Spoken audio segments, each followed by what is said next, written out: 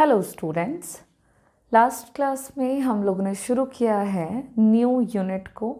Unit number 5 हम लोगों ने स्टार्ट किया था लास्ट क्लास में, और मैंने आपको बताया था कि यूनिट 5 में हम लोग 2 चैप्टर्स पढ़ेंगे।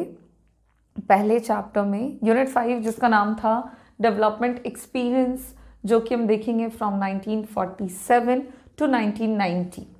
इस यूनिट में हम लोग 2 चैप्टर्स पढ़ेंगे, या यूं कहो कि यूनिट को डिवाइड कर दिया है 2 चैप्टर्स में, और फिर हम लोग इस पूरे यूनिट को पढ़ रहे हैं। पहला जो चैप्टर होगा उसमें हम इंडियन इकोनॉमी के बारे में बातें करने वाले हैं। On the eve of independence, आज़ादी के वक्त हमारी इंडियन इकोनॉमी के क्या कंडीशंस थे, हम उन सारी बातों को डिटेल में डिस्कस करेंगे। लास्ट क्लास में हमने ये भी देखा कि इस यूनिट में हम लोग मेन कौन कौन से टॉपिक को कवर करेंगे। आज हम लोग उन्हीं को डिटेल में पढ़ना शुरू करते हैं। और जैसा कि मैंने बताया था कि जो सबसे पहला टॉपिक रहेगा वो है हमारा स्टेट ऑफ इंडियन इकोनॉमी। हम स्टेट के बारे में समझेंगे, इंडियन इकोनॉमी के on the eve of independence, आज़ादी के वक्त देश की क्या स्थिति थी, हमने उस बारे में सबसे पहले जानना है। और इसी में हम और भी बातें करेंगे, जैसे कि ब्रिटिश गवर्नमेंट रूल के पहले की हालत क्या थी और बाद के कंडीशंस क्या हो गए, और जो भी सिचुएशंस में चेंजेस आए हैं वो क्यों आए हैं, तो ये बातें हम लोग करेंगे। तो सबसे पहले अगर हम बात करें स्टेट की, इंडियन इकोनॉमी की, तो सिंपल सेंस में इंडियन इकोनॉमी की जो सिचुएशंस थी वो बिल्कुल भी ठीक नहीं थी जब इंडिया आज़ाद हुई थी। अब सबसे पहले तो जानना पड़ेगा कि क्यों ऐसा, रीज़न क्या था। तो जैसा कि हम सबको पता है, इंडिया में ब्रिटिशर्स का रूल था। अंग्रेज़ों ने भारत देश को अपना गुलाम बनाया था, और गुलामी कराते हुए ब्रिटिश गवर्नमेंट ने इंडियन इकोनॉमी पर कई तरह के रूल्स एंड रेगुलेशंस को लगाया। ब्रिटिश कॉलोनियल रूल इंडिया में चल रहा था, और ये जो कॉलोनियल रूल था इंडिया में, कई तरह के इसमें नियम कानून बनाए गए थे, लगाए गए थे। और अगर हम जानना चाह रहे हैं कि किस तरह के रूल्स एंड रेगुलेशंस थे, तो वो हम आगे डिस्कस करेंगे। लेकिन जितने भी रूल एंड रेगुलेशंस लगाए गए थे या बनाए गए थे, उन सब का एकमात्र सोल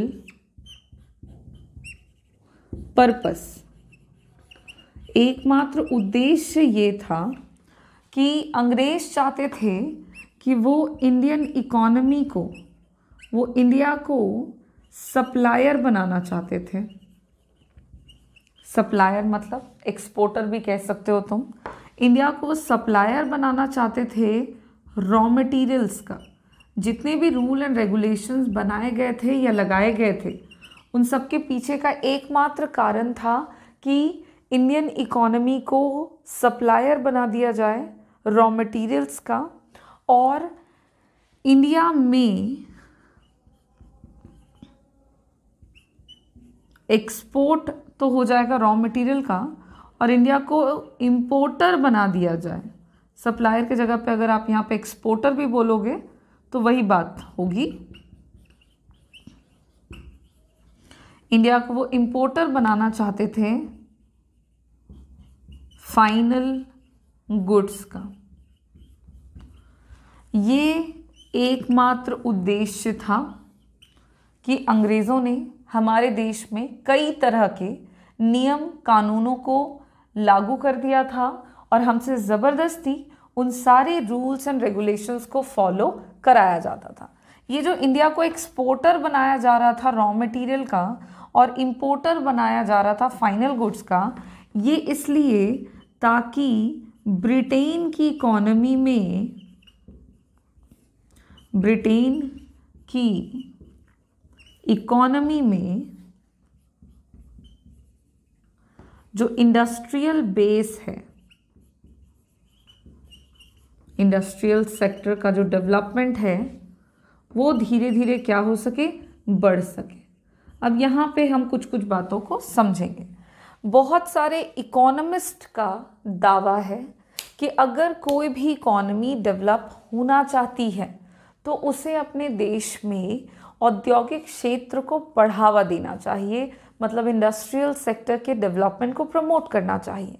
विद दिस पर्पस, क्योंकि इंडस्ट्रीज जो होते हैं वो कंट्री में ओवरऑल प्रॉस्पेरिटी को प्रमोट करते हैं, कंप्लीट डेवलपमेंट को बढ़ावा देते हैं।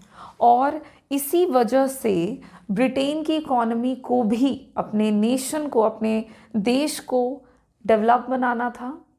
और ऐसा करने के लिए उन्होंने क्या किया कि उन्होंने सोचा कि हमारे देश में जो मॉडर्न इंडस्ट्रियल बेस है, औद्योगिक क्षेत्र जो है आधुनिक, उसको हमें बढ़ावा देना है। और उसको बढ़ावा देने के लिए हमें क्या चाहिए? पैसे चाहिए। और इंडस्ट्रीज़ में गुड्स एंड सर्विसेज बनते हैं, और वो गुड्स एंड सर्विसेज बनते हैं किसकी मदद से? रॉ मटेरियल की मदद से। तो जो रॉ मटेरियल होंगे वो इंडियन इकोनॉमी से लाए जाएंगे, और जो फाइनल गुड्स हमारे देश के इंडस्ट्रीज़ में बनेगा वो हम इंडिया में जाके बेचेंगे, क्योंकि इंडिया में पॉपुलेशन ज़्यादा है, वहाँ का मार्केट जो है वो कुछ ज़्यादा ही बड़ा होगा और हमारे गुड्स वहाँ पे बिकेंगे, जिससे हमारी इकोनॉमी में जो इंडस्ट्रियल सेक्टर होगा वो बहुत ही ज़्यादा डेवलप हो जाएगा।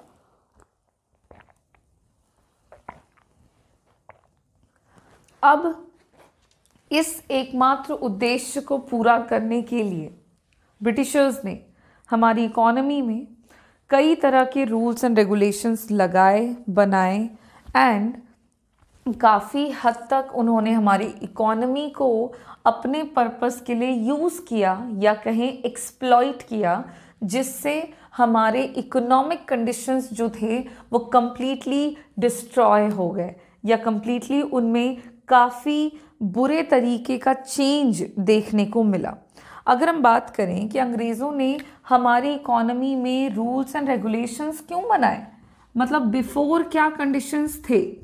Before the British colonial rule economic conditions कैसे थे? तो एक नज़र हमें इस पे भी डालना होगा कि अंग्रेज़ों के नियम कानून बनाने से भी पहले, हमारी इकोनॉमी को गुलाम बनाने से भी पहले इकोनॉमिक कंडीशंस जो थे वो किस तरह के थे। तो इसमें हम लोग कंडीशंस को सबसे पहले पॉइंट में देखें कि इंडिया में पहले ब्रिटिश कॉलोनियल रूल के भी पहले मेन जो स्रोत था, मेन सोर्स ऑफ लाइवलीहुड आप कह सकते हैं, जीविकोपार्जन के लिए मतलब जीविका चलाने के लिए लोग मुख्यतः किस तरह का काम करते थे? तो हमारे देश में मुख्य काम के रूप में किया जाता था एग्रीकल्चरल एक्टिविटीज़। हमारे देश का एग्रीकल्चर जो है वो काफ़ी हद तक देश के लोग उस पर डिपेंड करते थे। Agriculture was the main source of livelihood. Most of people जो थे वो एग्रीकल्चर एक्टिविटीज़ में कई तरह के गुड्स एंड सर्विसेज का प्रोडक्शन करते थे। जैसे एग्रीकल्चर में प्रोड्यूस किया जाता था for example silk, cotton, jute, उसके अलावा आपके कई तरह के फूड क्रॉप्स, जिससे कि लोग जो है अपनी ज़रूरतों को पूरा कर सकते थे। तो इस तरह के जितने भी प्रोडक्ट्स हैं, जैसे कि आपके कई तरह के मेटल्स थे, स्टोन थे,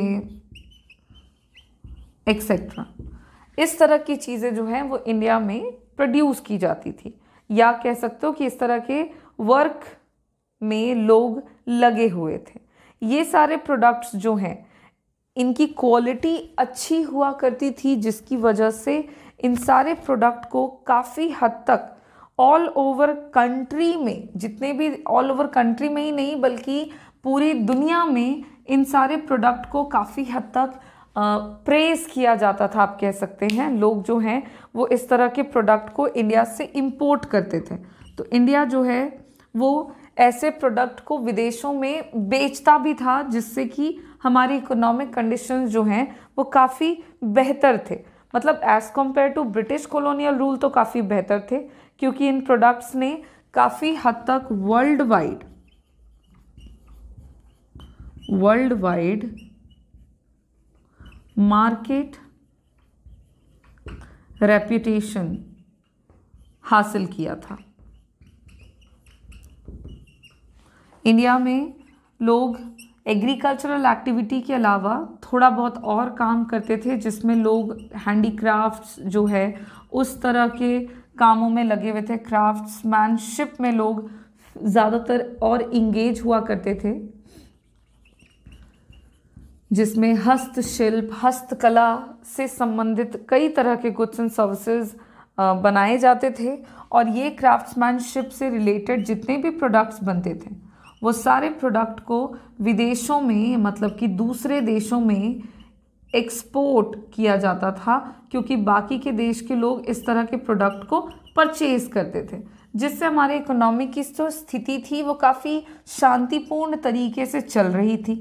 अब इन सारे सिचुएशन को देखते हुए ब्रिटिशर्स को लगा कि Indian economy is an economy जहाँ पे हमें काफ़ी ज़्यादा अमाउंट में नेचुरल रिसोर्सेज जो हैं वो मिल जाएंगे, और वैसे नेचुरल रिसोर्स जिनका इस्तेमाल करते हुए हम अपनी इकोनॉमी को बड़ी आसानी से और काफ़ी जल्दी डेवलप बना सकते हैं।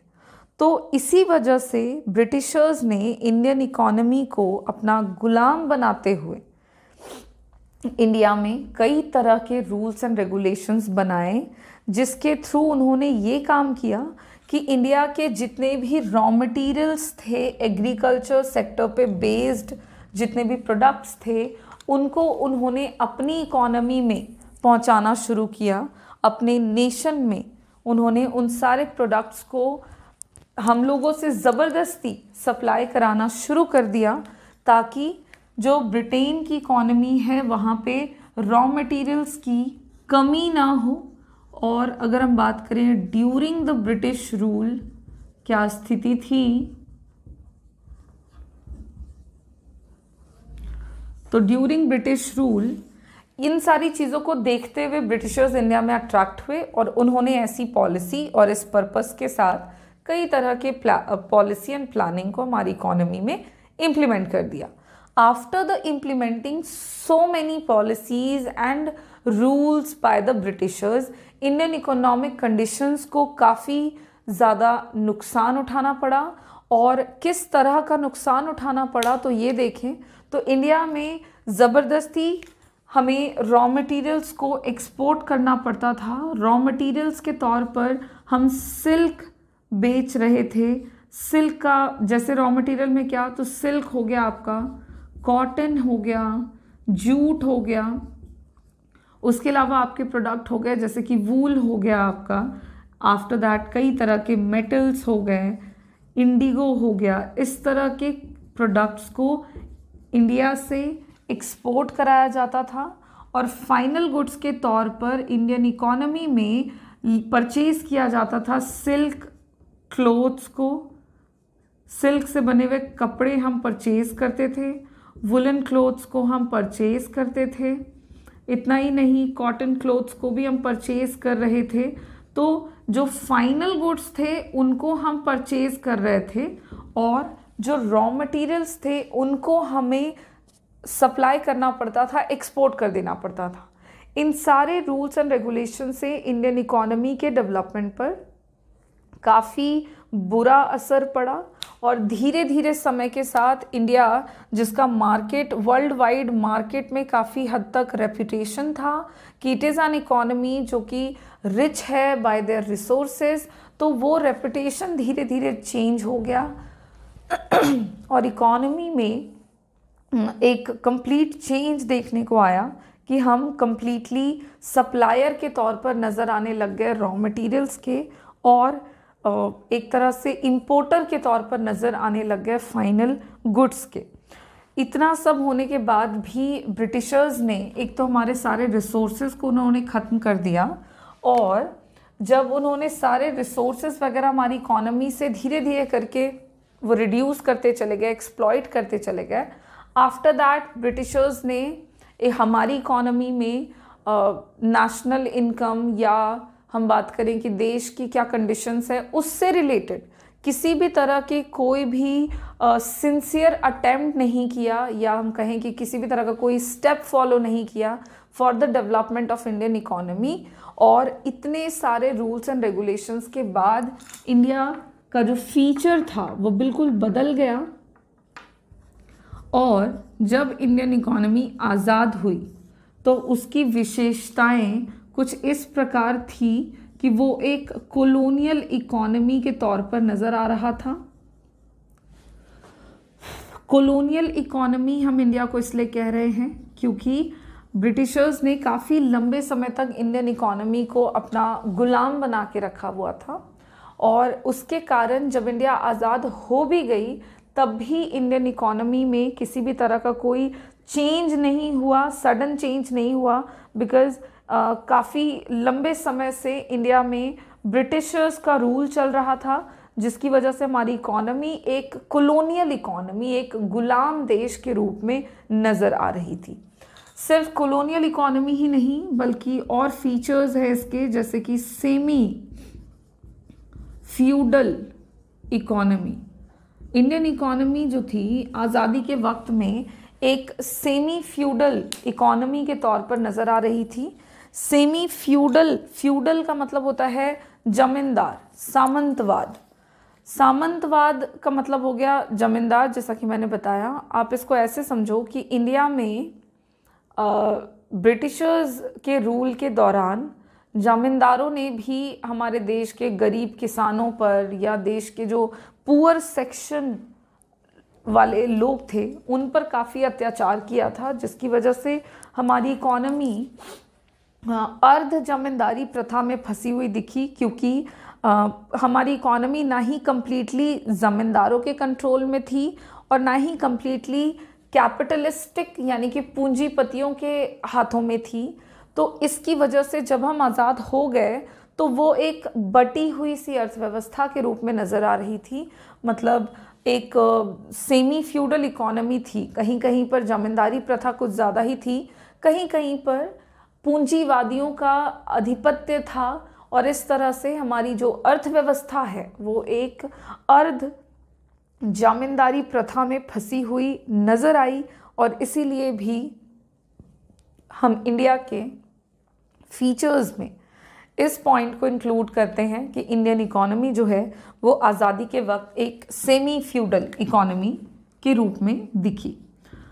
अगला जो फीचर है that is backward economy. Indian economy आज़ादी के वक्त सिर्फ कॉलोनियल ही नहीं थी, सिर्फ सेमी फ्यूडल ही नहीं थी, बल्कि एक बैकवर्ड इकोनॉमी के तौर पर भी नज़र आई।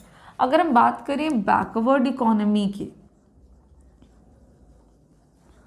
तो बैकवर्ड इकोनॉमी का मतलब होता है एक ऐसी अर्थव्यवस्था जहाँ पे गरीबी का स्तर बहुत ही ज़्यादा अधिक होता है।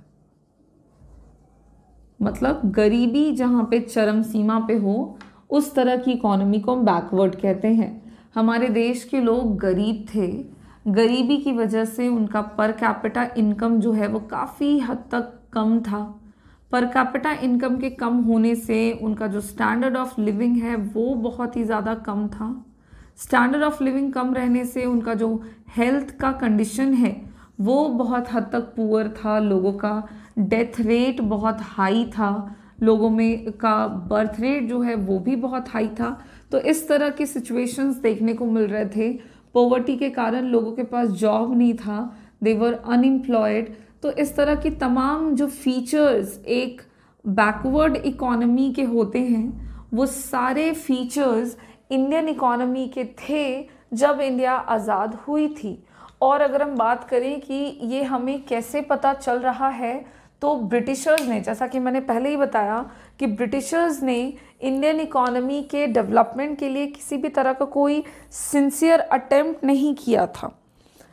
तो जब हमारा देश आज़ाद हुआ तो आज़ादी के बाद हमारी इकोनॉमी में पहली बार फर्स्ट एस्टिमेटर के तौर पर दादा भाई नौरोजी ने उनके अलावा और भी कई लोग आए बाद में, जिसमें विलियम दिग्बे हैं, फिंडले सिराज हैं, डॉक्टर VKRV राव हैं, RC देसाई हैं। इस तरह के लोगों का नाम लिया जाता है एज अ फर्स्ट एस्टिमेटर, जिन्होंने इंडिया में पहली बार पर कैपिटा इनकम को से रिलेटेड इंफॉर्मेशन को कलेक्ट किया, और उन्होंने जो इंफॉर्मेशन रिवील किया उससे हम अंदाज़ा लगा पाते हैं कि हमारी इकॉनमी में जो पॉवर्टी थी वो ज़रूरत से ज़्यादा हाई थी, और उसकी वजह से हमारा जो कंप्लीट देश है वो एक बैकवर्ड इकॉनमी के तौर पर नज़र आ रहा था। ये हो गया हमारा थर्ड फीचर इंडियन इकॉनमी का। नेक्स्ट फीचर के तौर पर इंडियन इकॉनमी में हम कह सकते हैं कि इंडिया जो है वो एक स्टैग्नेंट इकॉनमी के तौर पर भी नज़र आया। स्टैग्नेंट वर्ड का मतलब होता है lack of progress, lack of growth. जहाँ पर प्रोग्रेस की कमी हो, जहाँ पे ग्रोथ की कमी हो, उसे हम स्टैग्नेंट बोलते हैं। स्टैग्नेंट मतलब स्थिर। और इंडिया जो है वो आज़ादी के वक्त एक स्थिर अर्थव्यवस्था के रूप में दिखा, क्योंकि ब्रिटिश गवर्नमेंट ने इंडियन इकॉनमी के ग्रोथ को काफ़ी हद तक नेगेटिवली इम्पैक्ट किया था, नेगेटिवली अफेक्ट किया था, जिसकी वजह से इंडिया में कहीं भी ग्रोथ का कोई नामो निशान नहीं था, प्रोग्रेस की कोई स्थिति नहीं थी। और जब हम आज़ाद हो भी गए तब भी इकॉनमी जो है वो एक रुकी हुई अर्थव्यवस्था के रूप में दिखी, जहाँ पे किसी भी तरह का कोई ग्रोथ नहीं था, कोई प्रोग्रेस नहीं था। तो इसलिए इंडियन इकॉनमी को हम स्टैग्नेंट इकॉनमी कह रहे हैं, क्योंकि वहाँ पे ग्रोथ की भारी मात्रा में कमी थी। और भी फीचर्स में पॉइंट है, जैसे कि डेप्रिशिएटेड इकॉनमी। इंडिया जो है जब आज़ाद हो गई तो उस वक्त वो एक डेप्रिशिएटेड इकॉनमी के रूप में भी दिखी। डेप्रिशिएटेड वर्ड का मतलब होता है घटना, कम होना। इंडियन इकॉनमी में धीरे धीरे जितने भी संसाधन थे, जितने भी फिजिकल एसेट्स थे, जैसा कि मैंने पहले ही बताया, जितने भी रॉ मटेरियल्स थे, वो धीरे धीरे हमारी इकॉनमी में कम होते जा रहे थे, क्योंकि ज़बरदस्ती बहुत ही कम कीमत पर वैसे प्रोडक्ट्स को इंडिया से एक्सपोर्ट करा दिया जा रहा था टू द ब्रिटेन। तो हमारे देश में जो फिजिकल एसेट्स की मात्रा हो गई, आप ऐसे समझे कि हमारे देश की संपत्ति थी, संसाधन जो थे वो हमारे देश के संपत्ति थे, और अगर उन रिसोर्सेस को धीरे धीरे इकॉनमी से कम कर दिया गया, इसका मतलब है कि हमारी इकॉनमी धीरे धीरे घटती चली गई, हमारे देश की संपत्ति जो है वो घटती चली गई बिना किसी तरह के ओवरकम के। मतलब वो संसाधन जो घट रहे थे उसके बदले में हमें कुछ मिल नहीं रहा था, बल्कि वो रिसोर्सेज धीरे धीरे इकॉनमी से बस ख़त्म होते जा रहे थे। तो हमारी इकॉनमी एक डेप्रिशिएटेड इकॉनमी के तौर पर भी नज़र आई जब वो आज़ाद हुई थी, और इसलिए इंडिया को हम डेप्रिशिएटेड इकॉनमी के तौर पे कह रहे हैं, बिकॉज वहाँ पे कोई अरेंजमेंट नहीं किया गया for the replacement of the physical assets जो कम हो रहे थे, उसको रिप्लेस करने का कोई अरेंजमेंट नहीं था, बस वो धीरे धीरे घट रहे थे। तो देश के संसाधन में कमी आने की वजह से हमारी जो अर्थव्यवस्था है वो एक घटती हुई अर्थव्यवस्था के तौर पर नज़र आ रही थी। डेप्रिशिएटेड इकॉनमी ही नहीं,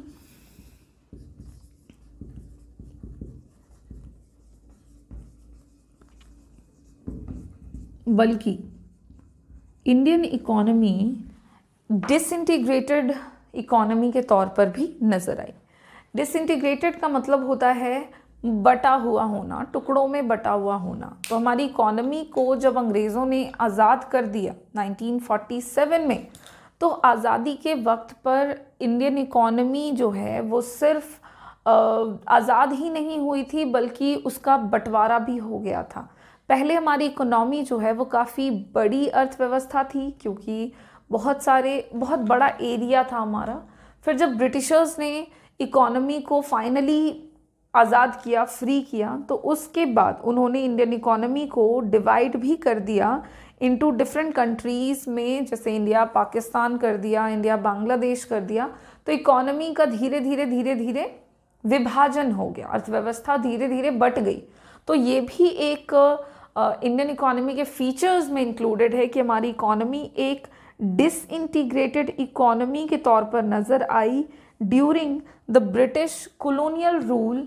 ब्रिटिश रूल के दौरान इकोनॉमी का बंटवारा भी कर दिया गया, जो कि अगेन हमारी इंडियन इकोनॉमी के लिए एक हार्मफुल पॉइंट रहा। नेक्स्ट पॉइंट अगर हम बोलें तो हमारी इकोनॉमी डिपेंडेंट इकोनॉमी के तौर पर भी नज़र आई। हमारी जो अर्थव्यवस्था थी वो डिपेंडेंट थी। क्यों डिपेंडेंट कह रहे हैं? तो ब्रिटिशर्स ने हमारी इकोनॉमी को फुल्ली एक्सप्लॉइट किया, जिसके कारण हुआ ये कि हमारी इकोनॉमी की जो एफिशिएंसी थी, जो पोटेंशियल था अपने देश के लोगों की ज़रूरतों को पूरा करने का, धीरे धीरे वो कम हो गया और ख़त्म हो गया, जिसकी वजह से देश में लोगों की जितनी भी ज़रूरतें हैं उसको पूरा करने के लिए हमारी इकोनॉमी को डिपेंड करना पड़ा ऑन दी अदर कंट्रीज़, क्योंकि रॉ मटेरियल हमारी इकोनॉमी से धीरे धीरे घट गए। फाइनल गुड्स को हमने ख़रीदना चालू कर दिया, मतलब हमारे देश में फाइनल गुड्स को बनाने के लिए ना ही कोई उद्योग थे, ना ही हमारे एग्रीकल्चर सेक्टर की इतनी पोटेंशियल बची थी कि वो फूड क्रॉप्स को प्रोड्यूस कर सके, क्योंकि इंडिगो जैसे प्रोडक्ट के प्रोडक्शन के कारण हमारे इंडियन एग्रीकल्चरल लैंड पर भी बहुत ही एडवर्स इम्पैक्ट पड़ा, जिसकी वजह से जो बेसिक आइटम्स होते हैं for fulfilment of need of the people from the society, उस तरह के प्रोडक्ट भी हमारी इकोनॉमी में अवेलेबल नहीं होने लगे और लोगों को ज़रूरत थी। तो इसको पूरा करने के लिए गवर्नमेंट को इकोनॉमी को दूसरे कंट्री पर डिपेंडेंट होना पड़ा, दूसरे कंट्री से हमें उस तरह के प्रोडक्ट्स को मंगवाना पड़ा। और ये वजह है कि हमारी इकोनॉमी जो है वो एक निर्भर अर्थव्यवस्था के रूप में नज़र आई जब वो आज़ाद हो गई थी। सिर्फ इतना ही नहीं, इकोनॉमी में जो आपके फाइनल गुड्स हैं उनको तो हमें दूसरे देशों से मंगवाना ही पड़ रहा था, साथ ही साथ जो देश में बेसिक नीड्स को पूरा करने के लिए जो फूड मटेरियल की ज़रूरत पड़ती है वो भी हमें कुछ वर्षों तक, आज़ादी के भी बाद कुछ लंबे समय तक हमें विदेशों से मंगाना पड़ा। जैसे इंडिया जब इंडिपेंडेंट हो गई थी उसके बाद भी फूड आइटम्स जो हैं वो हमें यूनाइटेड स्टेट्स ऑफ अमेरिका से मंगवाना पड़ा था, क्योंकि हमारी इकोनॉमी में इतनी पोटेंशियल नहीं रह गई थी कि वो उस तरह के प्रोडक्ट को खुद ही प्रोड्यूस करें और लोगों की ज़रूरतों को पूरा कर सकें। और यही वजह है कि हमारा देश एक निर्भर अर्थव्यवस्था के रूप में दिखा 1947 के टाइम पीरियड में। तो ये कुछ फीचर्स हैं, ये विशेषताएं हैं भारतीय अर्थव्यवस्था की during the British rule. Britishers ने जो भी रूल एंड रेगुलेशंस इंडिया में लगाए थे, बनाए थे, उनका असर ये देखने को मिला कि हमारी इकोनॉमी एक डिपेंडेंट इकोनॉमी के तौर पर नज़र आई। और इसी के साथ जो हमारा पहला टॉपिक था, that is state of Indian economy on the eve of independence, हमने ये कंप्लीट कर लिया है। मेन जो टॉपिक का मतलब था वो ये था कि इंडियन इकोनॉमी के बारे में जानना, उसकी स्थिति कैसी थी आज़ादी के वक्त में। शॉर्ट में डायरेक्ट बात करें तो इंडियन इकोनॉमी की स्थिति कुछ इस तरह की थी जब इंडिया आज़ाद हुई थी। और अगर सवाल है कि ऐसी स्थिति क्यों थी, तो due to the British colonial rule. Britishers ने इंडिया में रूल्स एंड रेगुलेशंस बनाए हुए थे, लगाए हुए थे, जिसकी वजह से हमारे इकोनॉमिक कंडीशंस जो है वो बिगड़ गए और उसके कुछ ऐसे हालात देखने को मिले। और अगर हम बात करें कि क्या अंग्रेज़ों ने शुरुआत से ही हमारे देश को अपना गुलाम बनाया हुआ था, तो नहीं। ब्रिटिश कॉलोनियल रूल के पहले इकोनॉमिक कंडीशंस बेहतर थे। मेन सोर्स हमारा एग्रीकल्चर का था, मेन हम कुछ प्रोडक्ट्स प्रोड्यूस करते थे। वर्ल्ड वाइड लेवल पर मार्केट में इंडिया का रेपुटेशन था। इंडिया के जो हैंडीक्राफ्ट प्रोडक्ट्स हैं उनका काफ़ी डिमांड था मार्केट में। तो इस तरह की स्थिति थी। अंग्रेज़ों ने इन सारी चीज़ों को बदल कर, बर्बाद करके इकोनॉमिक कंडीशंस को इसमें बदल दिया। और अब हम लोग बात करेंगे, ये तो ओवरऑल की बात हो गई, अब हम लोग वन बाय वन करके बातें करेंगे different sectors of the economy के, कि देश में, ये तो ओवरऑल हो गया, कंप्लीट इकोनॉमी ऐसी थी।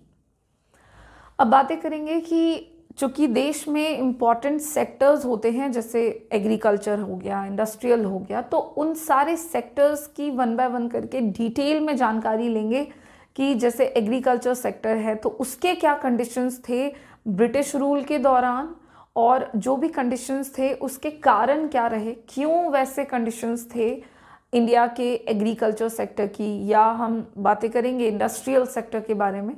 तो इस तरह के टॉपिक को हम वन बाय वन करके कंप्लीट करेंगे।